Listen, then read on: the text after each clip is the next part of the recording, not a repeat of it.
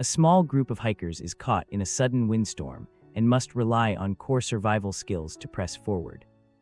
They locate a sheltered overhang, build a quick debris shelter, and light a small fire with damp wood to stay warm without drawing attention.